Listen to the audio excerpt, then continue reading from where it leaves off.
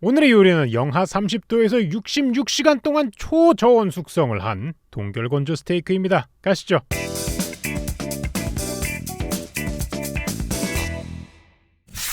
오늘 준비한 동결건조 기계부터 보시죠. 동결건조는 여러분 주변에 많이 있습니다. 바로 라면 건더기들이 이 동결건조로 만들어지는 녀석들입니다. 동결건조는 일단 영하 40도로 재료를 얼립니다. 그리고 재료 안에 있는 모든 수분을 빨아들이는 형태로 합니다. 열을 가해서 하는 것보다 영양 손실이 적고 색이나 모양이 망가지지 않습니다. 사과만 해도 열풍에 말리면 오른쪽처럼 쭈글쭈글해지지만 동결건조하면 사과의 모양 그대로 갖추게 됩니다. 또 동결건조의 좋은 점은 유통기한을 25년, 무려 25년까지 늘릴 수 있다는 거죠. 그래서 주로 우주식에 많이 쓰이거나 전투식량으로 많이 쓰이곤 합니다. 그 외에도 우리 주변에서 볼 수 있는 건 유아용 간식으로 만드는 사과칩, 배칩, 감칩, 딸기칩 이런 것들이 있겠습니다. 근데 가정용 동결건조기가 600만원 정도에 팔고 있어가지고 냉큼 구입을 했습니다. 우선은 기계 성능을 테스트해봐야겠죠. 제가 좋아하는 과일들을 가져와가지고 동결건조 시켜보도록 하겠습니다. 수박 두껍게 잘라주고요. 사과도 포함시켜보도록 하겠습니다. 오렌지와 청포도 그리고 방울토마토도 같이 한번 해볼 거고요. 블루베리와 딸기 까지 알차게 준비해봤습니다. 그리고 몇 가지 신기한 걸 추가했는데요. 아이스크림입니다. 얼어있는 녀석을 동결건조한다니 어떻게 나올지 너무 궁금하지 않습니까? 전용 트레이에다가 이렇게 재료를 담고 집어넣어주면 되는데 어느 정도 높이가 있는 거는 사이즈에 걸려가지고 들어가지가 않습니다. 그래서 이 아이스크림 같은 경우에도 윗부분을 칼로 자르고 난 뒤에야 겨우 들어가는 상황이 발생을 했고요. 나머지 녀석들을 모두 다 넣어가지고 동결건조를 시켜주도록 하겠습니다. 우선은 영하 30도로 얼린 다음에 건조를 시작하는데 시간이 굉장히 오래 걸립니다. 이 과정을 모두 다 끝내고 나니까 약 한 66시간 정도가 소요가 됐습니다. 과연 어떻게 됐을까요? 겉으로 보기에는 똑같이 생겼는데 속을 잘라보면 이렇게 속 안이 스펀지처럼 바뀌어져 있습니다. 마치 스티로폼 같은 거칠거칠한 느낌이 났고요. 블루베리 같은 경우에도 마치 한과처럼 거미줄 같은 것이 잔뜩 나와 있는 상황입니다. 그리고 당분이 많은 녀석들은 동결건조할 때 이렇게 껍질 바깥으로 설탕 성분이 튀어나와서 끈적끈적하게 굳는 현상이 발생한다고 하네요. 다른 것들도 한번 보겠습니다. 방울토마토는 모형처럼 됐습니다. 반을 갈라보니까 이 녀석도 안쪽이 스펀지처럼 동결건조가 된 상태였습니다. 포도도 마찬가지로 달콤한 녀석이어서 그런지 바깥으로 당이 많이 튀어나와 있었어요. 안쪽을 보니까 잘 동결건조가 되어 있었고요. 오렌지 같은 경우는 팍팍팍 튀는 팝핑 캔디 같은 그런 느낌으로 굳어졌는데 손에 굉장히 쩍쩍 달라붙더라고요. 그리고 사과는 왜 이걸 제품으로 하는지 잘 알 것 같습니다. 너무 안정적이고 끈적끈적한 거 전혀 없고 손으로 똑 분지르면 이렇게 과자처럼 부서지게 아주 말끔하게 나옵니다. 사과칩이 사랑받는 이유더라고요. 그리고 수박은 왜 칩으로 잘 만들지 않는가에 대해서 알게 됐습니다. 사이즈가 어마어마하게 많이 쪼그라들어요. 이렇게 납작한 녀석이 나와서 수박을 사랑하는 입장에서는 매우 실망스러웠습니다. 약간 쫀득이 같은 느낌이었어요.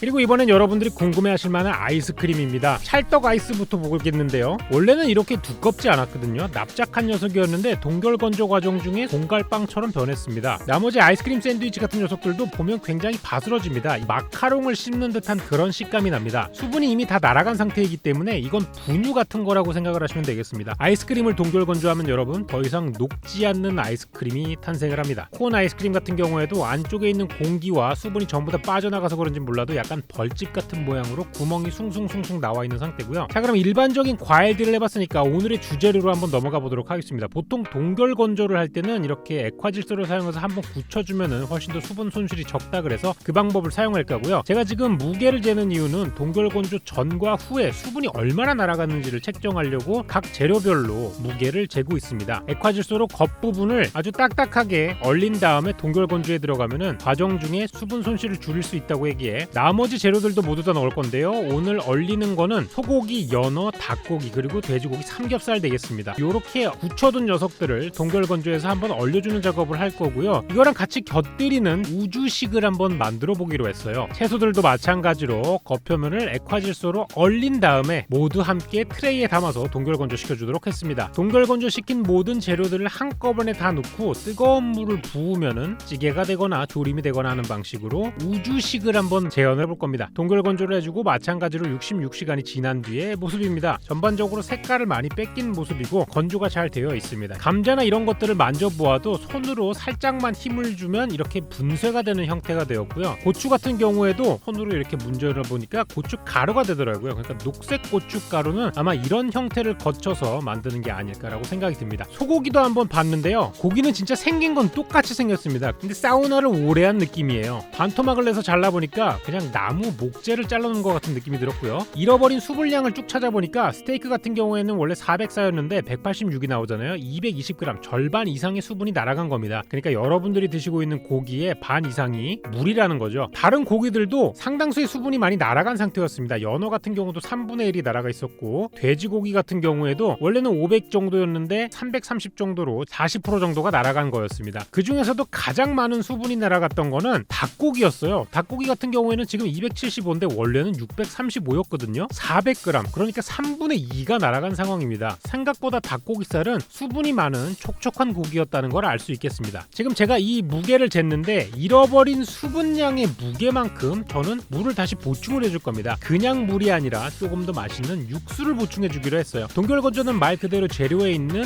수분을 날리는 거기 때문에 수분을 날린 자리에 육수를 넣어가지고 다시 불려주면은 원래의 맛을 낼까라는 상상을 한번 해보기 위해서 가져와 봤습니다. 진공 포장한 녀석들을 전부 다 수비드 기기에 넣어가지고 65도에서 1시간, 많게는 2시간까지 조리를 해서 가열을 해오도록 하겠습니다. 자, 근데 제가 아까 채소들을 같이 준비한 게 있었잖아요. 이번에는 우주식을 만들어 볼 건데요. 고기를 한번 잘라봤는데 색깔이 매우 독특하게 되어 있는 걸 볼 수가 있습니다. 이 고기들을 모두 다 깍둑 썰어가지고 넣은 다음에 동결건조한 다른 채소들도 모두 넣어서 된장찌개를 할 겁니다. 소고기가 들어가 있는 된장찌개인데 양념 또한 동결건조 시킨 걸로 넣어줬습니다. 여기에다가 물을 붓고 가열을 해주시면 되는 것이죠. 이번에는 닭고기를 가져와가지고 툭툭툭툭 썰어준 다음에 닭 도리탕을 한번 해보도록 할 건데요. 동결건조한 양파와 대파, 고추와 양념을 넣어가지고 물을 붓고 전부 다 때려놓고 한번 가열해주는 식으로 하겠습니다. 우주에서도 뜨거운 물로 불려가지고 많이 먹는다고 하니까 맛있게 나왔으면 좋겠어요. 이번엔 연어입니다. 잘라보니까 안쪽이 모양이 밥 같은 모양이었습니다. 실제로 펫푸드에 말린 고기들을 많이 쓴다고 하네요. 동결건조한 물을 바닥에 깔아주고 동결건조한 연어와 동결건조한 꽈리고추, 동결건조한 양념을 넣어서 물과 함께 가열해주도록 할 거고요. 마지막으로 모두가 좋아하는 삼겹살입니다. 건조한 두부와 건조한 대파, 건조한 마늘과 건조한 양념까지 넣어서 끓여줄 건데 김치는 건조시키지 못했습니다. 애석하게도 김치 넣을 자리가 없더라고요. 생각보다 포기김치가 용량을 많이 차지해서 이거는 그냥 날 걸로 썼습니다. 양해 부탁드릴게요. 중불로 오랫동안 끓여왔습니다. 자, 이제 맛을 한번 보도록 할 텐데요. 생선 조림 같은 경우에는 참치 통조림처럼 결이 짝짝 찢어지는 녀석이 나왔어요. 굉장히 건조하고 참치 육포를 씹는 듯한 그런 질감이 났습니다. 근데 놀랍게도 이 안에 들어가 있던 무조림은 엄청 맛있었습니다. 말린 표고버섯 같은 거를 불려가지고 잡채에 넣은 것 같은 촉촉하면서 꼬들꼬들한 맛이 동시에 나서 굉장히 좋았어요. 두 번째는 김치찌개였는데 여기에서 문제가 발생했습니다. 돼지고기는 누린내가 훨씬 더 증폭이 됐어요. 두부나 다른 것들은 냉장된 일반 재료를 쓴 것과 똑같은 형태였는데 돼지고기만큼은 누린내가 굉장히 심했습니다. 제가 신선하지 않은 돼지고기를 쓴 것도 아닌데 말이죠. 그 다음으로 먹어볼 거는 된장찌개인데 이 안에 들어가 있는 애호박 역시 전혀 마르다는 느낌이 없었고 원래 생물로 했을 때랑 똑같은 느낌이었어요. 두부도 마찬가지입니다. 여기서 놀라웠던 거는 팽이버섯이 완전히 생팽이버섯하고 똑같은 맛이 납니다. 아무래도 버섯처럼 수분을 빨리빨리 빨아들일 수 있는 스펀지 같은 형태는 국물을 넣고 졸이면서 이게 원상태로 돌아가는 능력이 굉장히 뛰어난 것 같았어요. 근데 고기는 문제가 많았습니다. 잘게 부서지는 건 좋았지만 굉장히 질겼습니다. 현재까지는 꼴찌인 상황이고요. 마지막으로 닭도리탕을 가져와 봤습니다. 이 감자 식감이 굉장히 특이했어요. 화면으로 이게 표현이 되는지 모르겠는데요. 떡볶이 떡을 자르는 것 같이 쫀득쫀득한 상황이 됐습니다. 감자가 떡처럼 변할 수 있구나 이런 거를 볼 수 있었고 맛은 굉장히 좋았습니다. 닭 가슴살부터 먹기 시작을 했는데요. 닭 가슴살은 호불호가 많이 갈리는 재료이기도 하지만 동결 건조를 시켰을 때는 정말 고무줄하고 부직포가 섞여 있는 느낌이 나가지고 굉장히 최악이었고 그나마 닭 다리살은 쫄깃한 맛도 많이 나고 좋았습니다. 닭 다리살로만 만들어진 닭도리탕 같은 경우에는 충분히 우주식으로 만들어도 누구나 맛있게 먹겠다라는 생각이 들 정도로 아주 완성도 높은 녀석이어서 오늘은 여기에 1등을 주도록 할 거예요. 자, 이제 수비드가 모두 끝났습니다. 고기들을 꺼내보니까 처참한 상태였어요. 회색빛을 가지고 있는 고기는 대부분이 맛이 없는 형태입니다. 뭐 닭이야 원래 흰색이라서 괜찮다고 쳐도 연어까지 정말 처참한 상태였기 때문에 마이야르의 신의 가호 아래 살짝 색깔을 넣어가지고 가져왔습니다. 먹음직스럽게 보이죠? 역시 마이야르는 진리다. 잘게 잘라보니까 조금 특이한 걸 볼 수가 있었습니다. 고기 안쪽이 아직 익지 않은 것처럼 붉은색을 가지고 있어요. 근데 이건 2시간 이상 삶았기 때문에 익지 않을 수가 없는 상태거든요. 여기에서도 느낄 수 있었던 게 돼지고기는 확실히 기름이 많아가지고 먹었을 때 촉촉한 느낌은 좋은데 저 지방 부분이 동결건조되면서 굉장한 누린내를 많이 내게 하는 역할을 했습니다. 고기에서 나는 대부분의 누린내는 지방층에서 나거든요. 그래서 기름기가 많은 삼겹살은 동결건조했을 때 냄새를 지우기가 굉장히 어렵다라는 걸 다시 한번 알게 되었고, 연어 같은 경우도 소스를 넣고 같이 졸여가지고 연어 조림을 만들었잖아요. 그때만 해도 참치 정도였는데 이거는 씹을 수 없는 정도였어요. 지방기도 전혀 느껴지지 않았고 톱밥을 씹는 그런 느낌이 났습니다. 그리고 이게 닭다리살인데 닭다리살 역시도 잘라보니까 마치 익지 않은 닭다리살 같았어요. 왜 돼지 뒷다리로 햄 같은 걸 만들면 이렇게 빨간색이 나오지 않습니까? 그런 느낌을 주는 닭다리였는데요. 살 자체는 쫀득쫀득하고 맛있었습니다. 이거 같은 경우에는 동결건조를 하고 25년 뒤에 먹어도 맛있는 맛이 나지 않을까 생각을 했고요. 닭가슴살 역시도 뜯어보니까 안쪽에 붉은 빛을 가지고 있었는데 심각했습니다. 연어보다 훨씬 더 퍽퍽했어요. 뭐라고 표현할 수가 없을 정도로 한 입을 먹으니까 입 안이 사막이 되는 느낌이었고요. 마지막으로 스테이크입니다. 보시다시피 모양이 굉장히 이상해요. 중간중간에 피가 고여있기도 하고 뭔가 알 수 없는 무늬들이 굉장히 많이 생겼습니다. 일반적으로 스테이크에서는 나올 수 없는 문양들이 나왔는데 왜 이런 게 생겼는지 모를 정도로 굉장히 특이한 상황이었습니다. 음식 자체는 익어 있는 상태였고 아마 동결건조되는 과정 중에 재료의 조직이 뭔가 흐트러지면서 이렇게 상처를 받지 않았나 싶어요. 손으로 뜯어보니까 장조림같이 뜯겨지는 게 정말 수분이 많이 없어졌다는 걸 알 수 있을 것 같은데요. 그 와중에도 근막 같은 부분, 지방 같은 부분은 그대로 형체가 남아있는 걸로 보아가지고 확실히 동결건조는 원래 구조를 지키면서 무언가의 수분을 빼어내는데 최적화되어 있다. 그리고 오늘 먹어본 음식들을 쭉 봤을 때도 그냥 굽거나 익히는 것보다는 확실히 수분을 더 첨가하거나 맛이 있는 양념을 첨가해서 조리는 게 좋은 방법이다. 그래서 아마도 라면 같은 것도 양념 스프를 넣은 상태에서 불려 먹는 형태로 만들어지지 않았나 싶었습니다. 오늘 동결건조 기계로 여러 가지 고기를 실험하면서 테스트를 해봤는데 굉장히 흥미롭고 재밌는 시간이었고요. 이걸로 앞으로 몇 가지 요리들을 더 많이 만들어가지고 여러분께 저의 신기한 경험을 같이 공유했으면 좋겠습니다. 오늘도 긴 영상 시청해주셔서 감사하고요. 저는 다음 시간에 훨씬 더 재밌고 맛있는 레시피로 다시 찾아오도록 할게요. 고맙습니다.